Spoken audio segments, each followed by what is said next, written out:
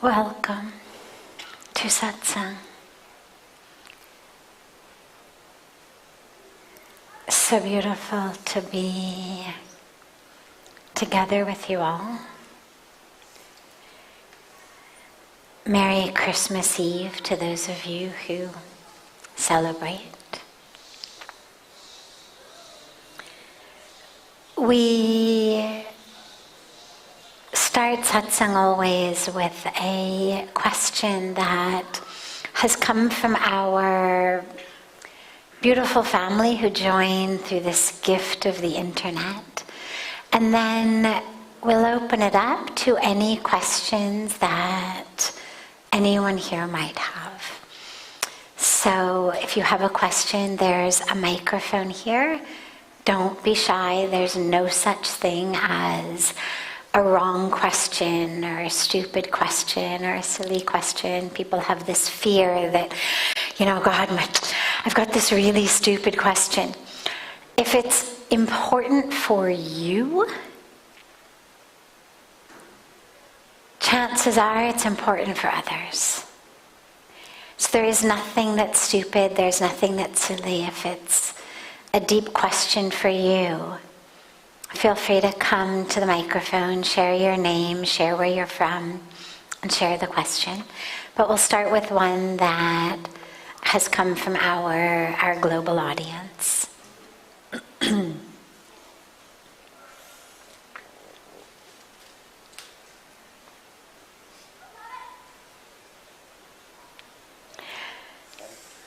So this one is kind of long, so bear with me. You mentioned in a recent satsang that we all come here with our own karmic packages and that we should love each other, including our family and friends, as they are, because we cannot control anyone. However, in another satsang, so satsang 1, they're saying that I say we all have our karmic packages that we come with, and we should love each other, including friends and family, as they are, because we cannot control anyone. But in another satsang, so in satsang 2, you said it is best to stay away from certain toxic people from whom we absorb their negative energies, because we must protect ourselves to stay healthy. Aren't these two contradictory? This is asked by Tammy in Kansas City, Missouri. Okay. So basically what she's doing is she's giving two teachings that I've given. And she's saying, I don't understand how these go together. In teaching 1, you say everyone is here with our own karmic package, our own karmic journey, can't control anyone, so we have to just accept people and love them as they are. But in teaching 2, you say, make sure to avoid as much as possible people who are really toxic, because you have to protect your own spiritual, emotional energies. And she's wondering, aren't these contradictory? They are not contradictory. Loving someone and accepting someone does not mean that you always choose to be near them. There may be people who we love from afar. You see this a lot of times, for example, in families. If someone is suffering a drug addiction, alcoholism, in which, for example, they will steal from other family members or cause a threat to certain younger family members. And so sometimes parents have to do what's called tough love and basically say, if you keep using drugs or drinking alcohol, we will not financially support you anymore. You can't be in this house. Doesn't mean that they don't love their child anymore. Doesn't mean that on the deepest level they don't accept this child as he or she is. But what it means is that they recognize that the way that person is living is harmful to other people in the household. Now, in terms of people who are toxic to us, when someone is in the midst of their own anger, frustration, resentment, jealousy, stress, all of these things cause us to act in ways that are not our highest spiritual level. And a lot of times we take it out on people who are not actually the ones we're angry at. So for example, I go to work, my boss yells at me, maybe my boss is going through a divorce, maybe my boss is an alcoholic, maybe my boss is just an awful angry person. But nonetheless, I go to work, my boss yells at me for nothing that was my fault. And it's not the first time. Say he yells at me over and over and okay. But I can't yell back at my boss because I'm going to lose my job. I come home, I yell at my family members, maybe I'm really fed up and I raise my hand to my family members, my kids. Now, imagine that you were the husband or the wife of such a person and that you have young kids in the house. You understand that he or she who's coming home and doing this, they're not a bad person, they're not evil.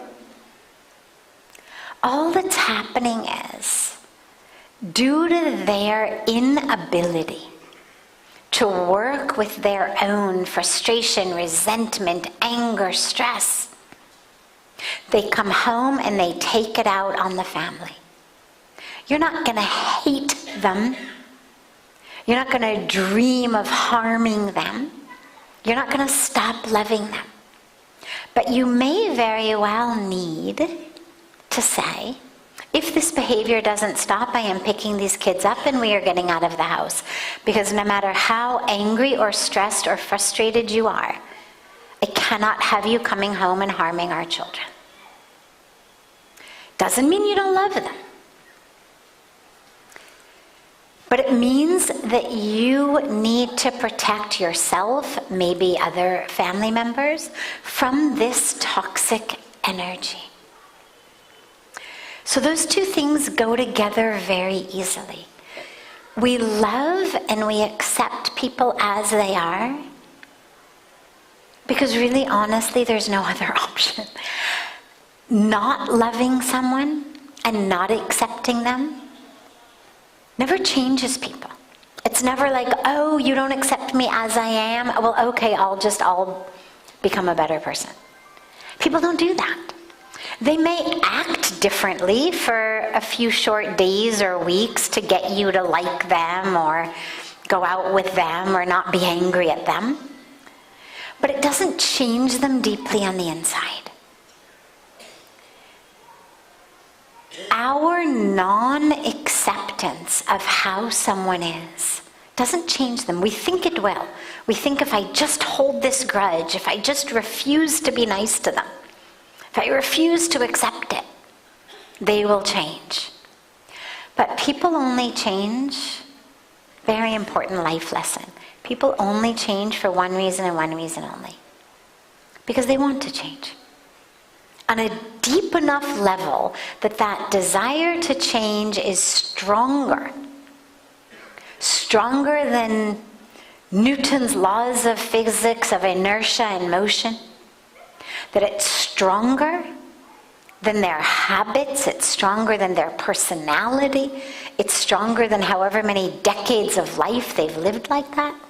That has to be a very, very strong desire to change.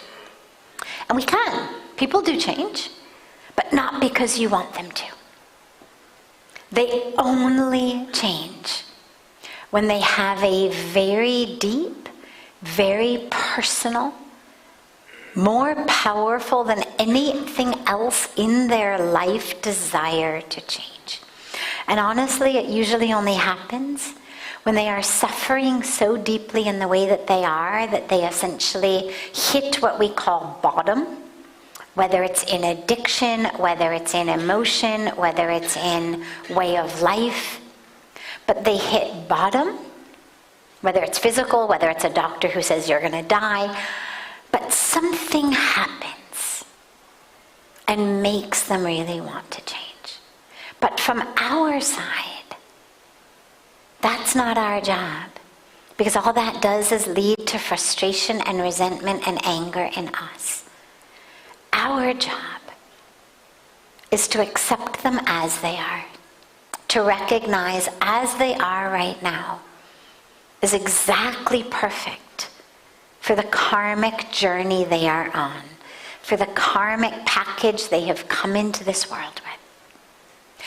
And my role is not to change them. My role on my spiritual level is to find love and acceptance in my heart.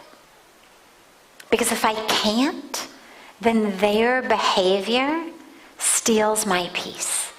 Their behavior prevents my enlightenment, my freedom.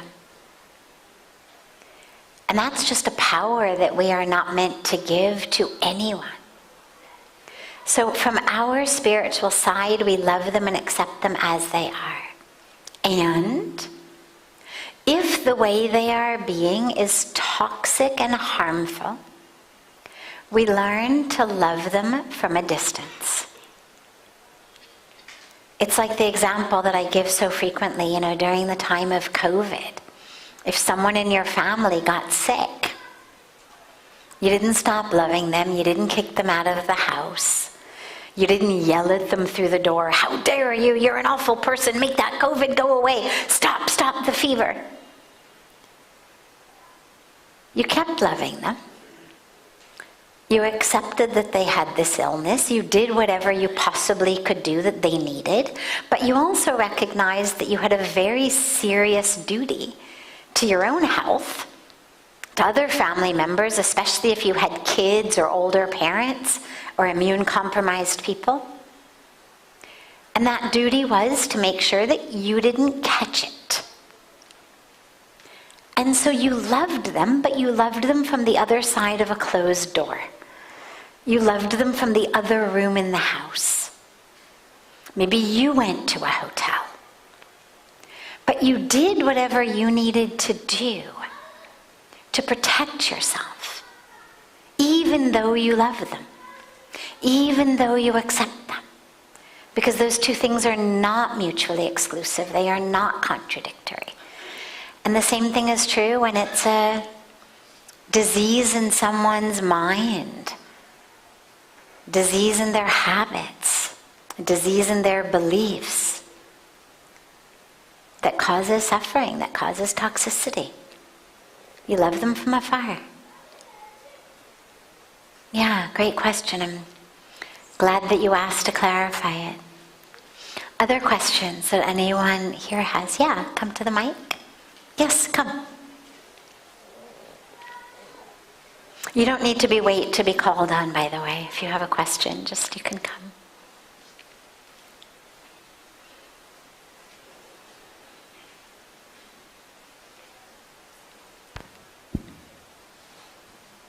Namaste. Namaste. I'm from Calcutta. My name is Pratibha. I'm into spiritual practices. I'm a pranic healer as well. And I'm a past life regression therapist as well. I would be thankful if you can enlighten your thoughts when it comes to detachment. It's very difficult being a mother, being a wife, being a daughter. So we practice in our own ways, but for moksha, or we can say anything, we always get attached with the soul, and when the soul departs, it's very difficult for us to accept. So if you can enlighten your thoughts. So we're actually never attached to the soul, we're attached to the body. And it's important to remember that, because the soul hasn't gone anywhere. The body leaves. Meaning, The soul separates from the body. The body, which is a good thing because the body is cremated or buried, and you wouldn't want to cremate the soul. You couldn't anyway. The soul departs from the body. That's at the time when the body dies. But the soul is there. It's not like the soul then disappears into the ether. Soul is there. The soul was not contained in the body. Think about air in a balloon. Okay? Now you pop the balloon. The air is gone from the balloon. But have you lost the air? Have you lost that air? Where'd it go? It's in there. Yeah, it's right here. Didn't go anywhere. All that happened is it used to be associated with that balloon. Now the balloon popped. It's no longer associated with the balloon. The balloon no longer is a container for it. Similar to the soul. The soul is not contained by the body the way that air is contained by the balloon, but nonetheless, it's a good analogy. So, it's the body we're attached to, the personality, the companionship, all of that is part of the body. That's what we're attached to. When the body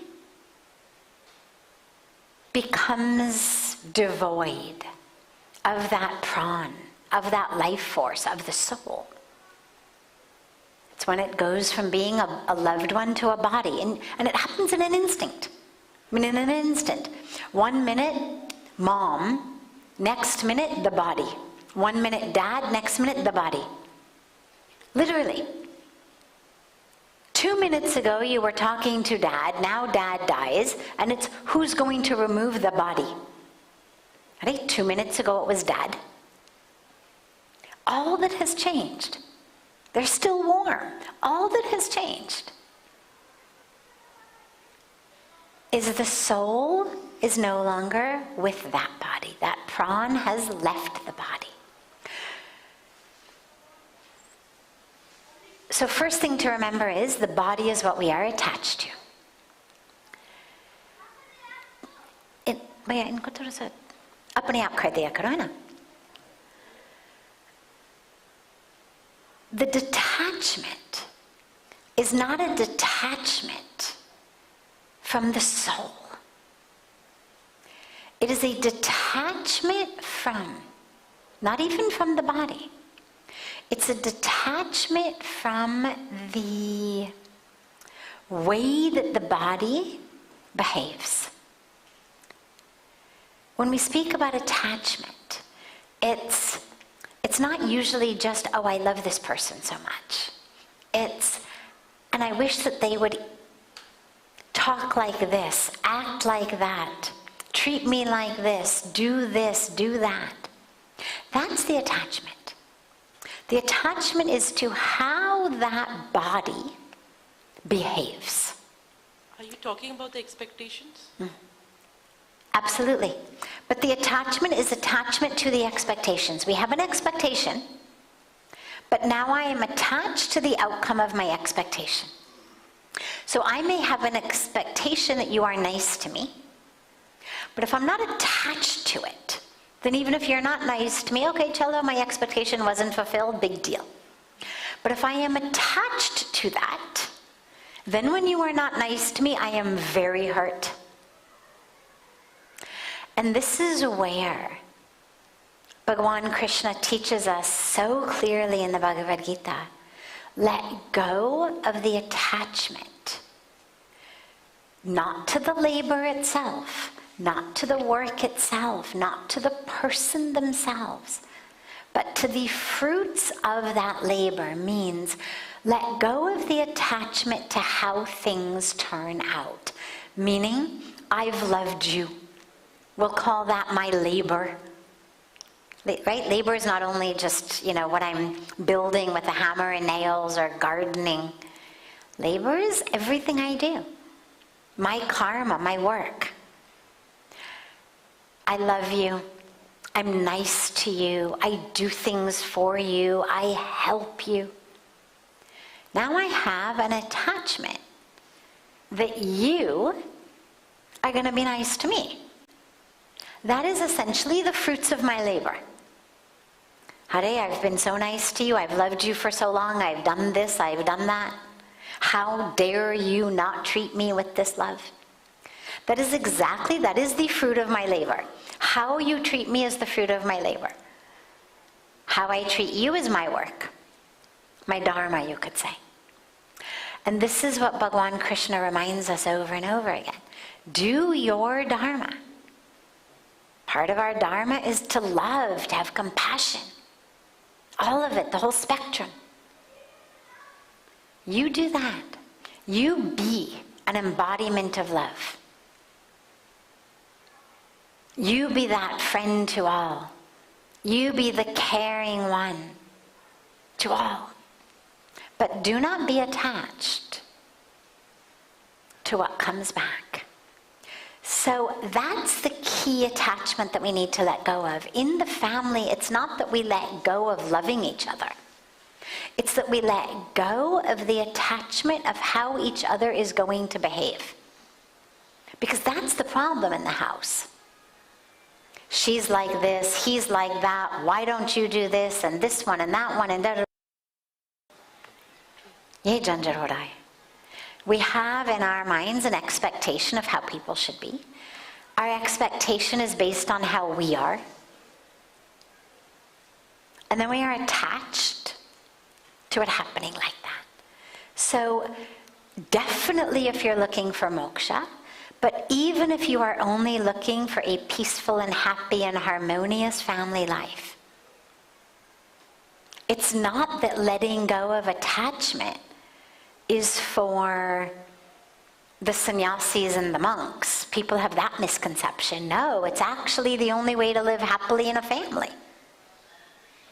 It's actually just as much an imperative, even more of an imperative. You've got a sannyasi living in a cave on a mountaintop. Well, in most cases, they're already detached. Otherwise, they wouldn't be living alone on a mountaintop. The teachings of detachment are much more, actually, for the householders.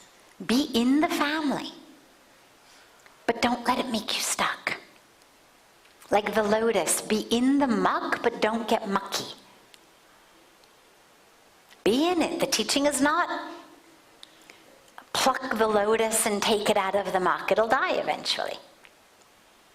That muck where it grows, that's where it gets its life force. You pluck it like you pluck any flower, it's going to die soon. So the solution is not get out of that. It's be in it, but be free. Love them, because that's your dharma. But don't be attached to how they are in response. Yeah. I have one more question, Sure. please. When Sure. I see you, I'm getting multiple questions. I'm so sorry. No, that's okay. No In problem. different religions, there are different concepts when it comes to body and soul. So, soul departs. And does it take a rebirth again, or it's in the universe? So in the Hindu tradition, in Sanatan Dharma, we believe that in the tradition in which we speak about God as Brahma the creator, Vishnu the sustainer, Shiva the dissolver, in that perspective, every one of us is here in a human body with our Jiva Atma, our individual soul, that is taking birth after birth after birth until its karma is finished, at which point it reunites fully and completely back with Paramatma, with the divine, And then it no longer has to take that birth again. It no longer has to be in this wheel of samsara.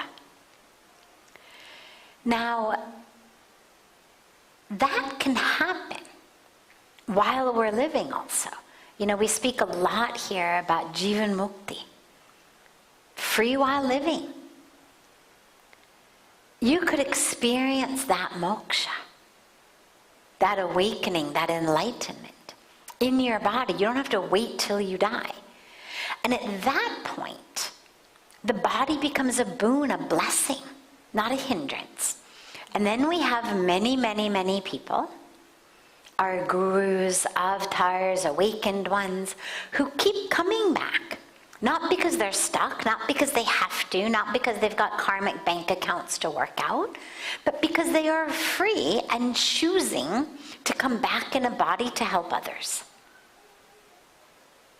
But in terms of those of us who are here because we have to be here, yeah, we keep taking, it's not that the soul just floats around in the universe. The soul will come back in another body to finish or to take the next step of its karmic journey until it merges completely, at which point all of the identifying characteristics of it, what we call the subtle body, man, buddhi, ahankar, that travels with the soul until it attains that moksha. At that moment of moksha, the subtle body essentially burns off. We are free of that. It's why the enlightened masters so frequently seem almost transparent. You know, when you're in their presence, it almost can feel like you are looking through a window into a divine realm. That they don't have that sense of like, this is me, that the rest of us have. That they serve in many ways. If you're really quiet in the presence of the enlightened masters, you can see that I've noticed that a couple different times. That you just feel like you're in the presence of one who's really actually quite transparent.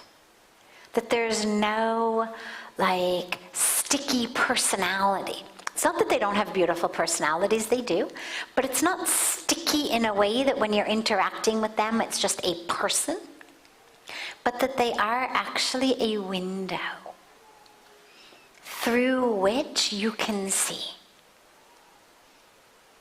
Because that sense of ego, and it burns off. But yeah, the rest of us keep coming back until we exhaust our karma, and then that soul reunites with what you could consider the supreme soul. But it's important to mention a bit of a caveat here. Reminds me of being in math class in elementary school and high school, when they would teach you something and then they would say, but this is true for now, but we're just telling you that, 3 years from now when you get into calculus or when you go off to university and you take advanced math, you're going to realize that this isn't actually true. So, on a whole other level, there is no distinction between Jivatma and Paramatma. There is no separation of the two, therefore no reunion is necessary. There is no bondage. All of that which is happening in the field of our own consciousness. That's the perspective from which the Advaita Vedanta tradition comes. So there's two different ways of looking and understanding this, and it seems important to at least give you both. Thank you so much. Of course. Yes.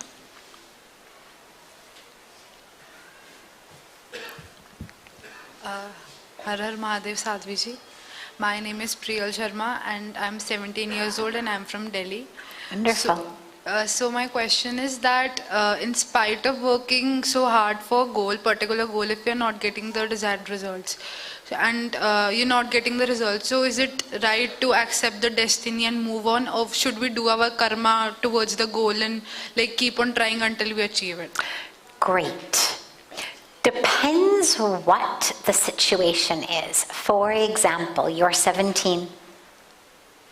If you said to me, I am working really hard in school, but I'm not getting good grades, and no matter how hard I study, I'm not getting good grades, and should I just accept this as my destiny and drop out of school, or should I keep trying? I would say absolutely keep trying. Under no circumstances accept failure. Whether it takes you 10 years to graduate high school or 3 years to graduate high school. Either way, absolutely keep trying, absolutely keep trying, absolutely keep trying. Because it's not about the classes themselves. It's about the world in which you are about to enter, in which having at least a high school diploma is pretty much a critical prerequisite for almost any job you want to get. And to not complete it would be to close way too many doors way too early in life. So on that level, high school degree, college degree, keep trying, make it happen, whatever it's going to take, get extra help, but graduate high school, go to college, graduate college. Beyond that, I would have a slightly softer approach. Those are the pieces that I am just very pukka about. Doesn't matter. You have to graduate. But then when you start to look at a profession, sometimes we get in our minds this idea that I want to do X. And you try it. And you work.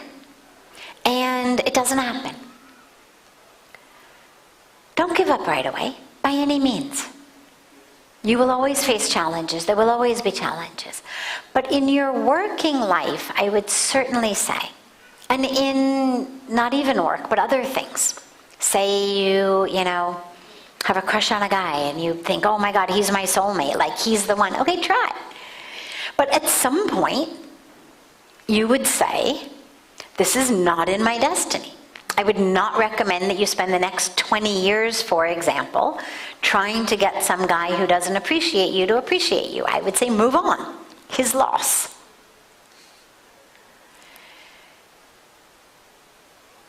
And in a work field, particularly in the field of business and entrepreneurship, try. Absolutely. Give it all you've got. But at some point, you may have to say, okay, maybe this particular invention, or maybe this particular business that I want to start, or maybe this particular, startup, or whatever it is that I really thought was going to work. Maybe it's not meant to happen, at least not right now. Because I've seen a lot of people spend decades of their life, kind of all of their family's money, on something that ends up not working. And then they end up at,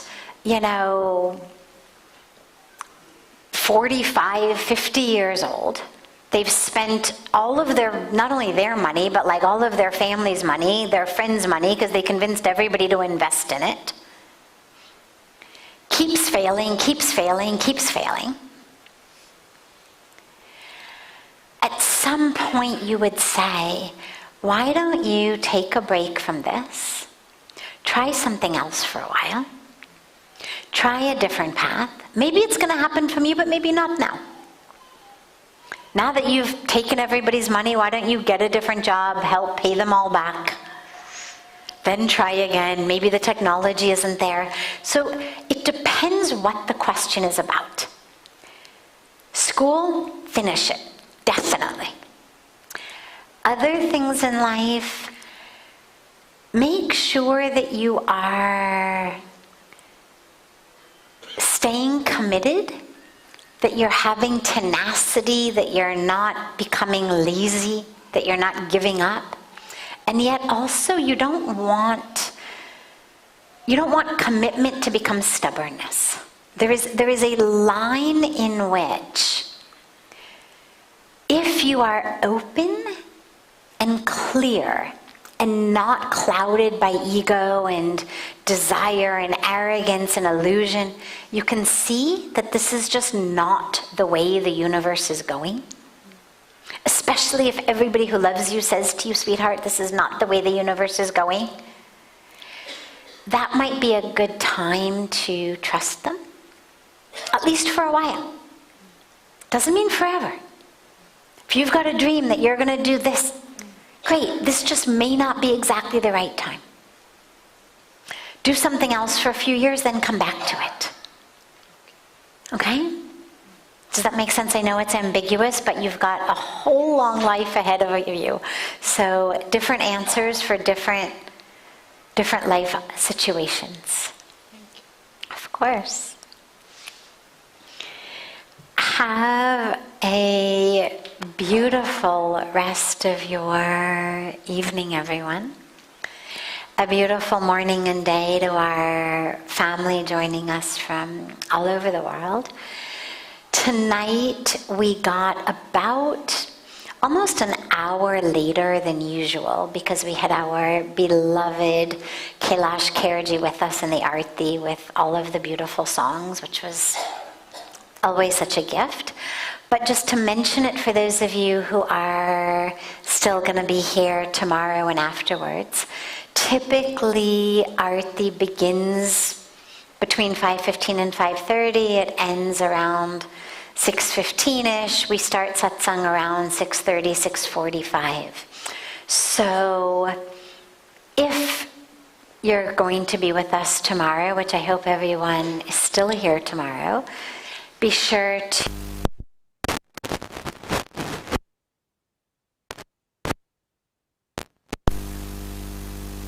satsang right afterwards, because we'll be back on our normal schedule tomorrow, unless of course Kailashji decides to stay and sing for us again. But otherwise we'll be back on our normal schedule tomorrow. And so